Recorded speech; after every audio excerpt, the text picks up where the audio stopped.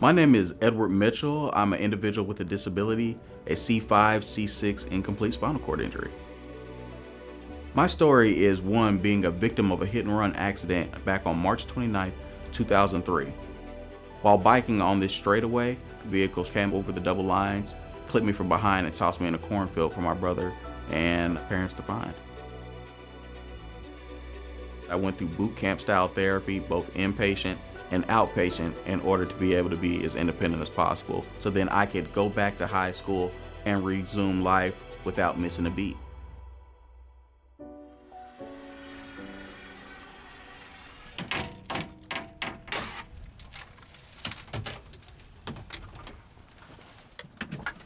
Having a vehicle in my life that I can drive has made me feel more independent, but also like any one of my peers.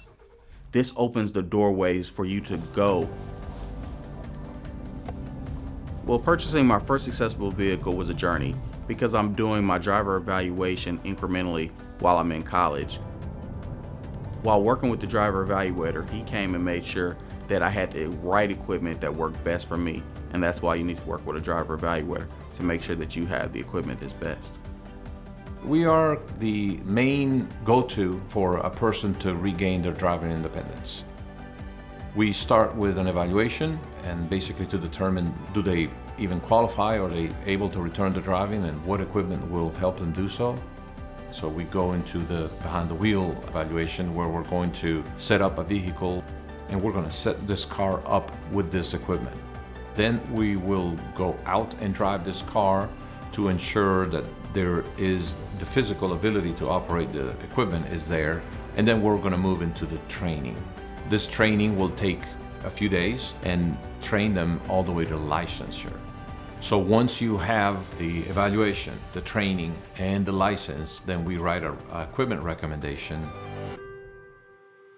After the equipment is set up, many choose to continue behind-the-wheel training with their rehabilitation specialist to ensure the safest driving experience possible.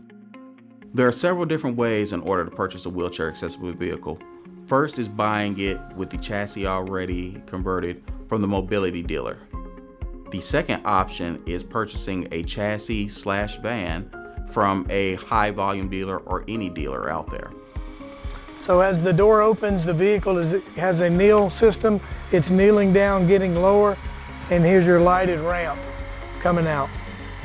The most common features on an accessible vehicle are going to be either a lowered floor with a power ramp or a manual ramp with tie-down and securement systems.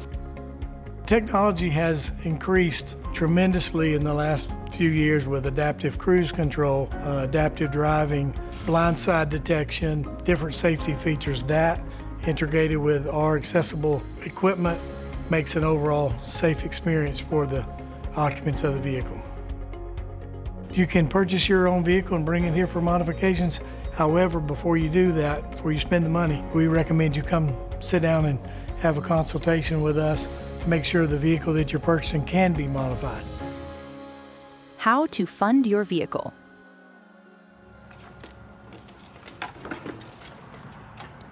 At that time, I was beginning to work into a professional job, and I needed a way to save without jeopardizing any means-tested benefits because I was getting nursing care here in Tennessee. That allowed me to know that I could save for any related disability expenses coming up. So in the process of saving for other disability expenses, I was saving for my vehicle. Here's what most people don't know. There are alternative finance programs in over 40 states that offer loans at 0 to 8% interest with no income requirements. But start with grants first. Depending on your situation, you might qualify through vocational rehabilitation, the VA, Medicaid waivers, or Office for Disability Services. And always check if your purchase qualifies for a manufacturer's rebate or a possible tax deduction. If you receive supplemental security income and/or Social Security disability insurance benefits, you may be eligible for SSA work supports. A PASS plan can also help cover modifications. People with a disability that began before age 46 are eligible to open an ABLE account. ABLE accounts are tax-advantaged savings accounts for individuals with disabilities. I was able to use some money from my ABLE account and other money from a small grant in order to put that together, along with a little bit of financing to make sure that my credit score was great, so then I could purchase my vehicle. When buying a used vehicle, make sure the selling dealership provides a written vehicle pre-purchase evaluation. This can help to protect you should something fail close to the time of purchase. You need to know the accessibility equipment is safe and properly maintained before you invest. The key is to apply for funding before you buy. Most programs won't reimburse you after the fact. Do your research, get pre-approved, then start shopping. This opens the doorways for you to go. I have been the primary driver for my family for long distance trips to Florida, to Washington, D.C. This lets you regain that bit of independence that was possibly taken from you when you entered the world of a disability. And this is giving it back to you tenfold. It adds on that sense of independence, and that's a sense of independence that will never leave you.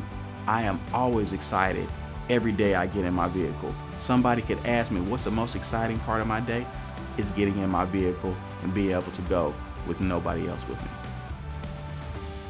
Find your drive for independence. Scan to learn more about accessible vehicle financing options and ABLE accounts.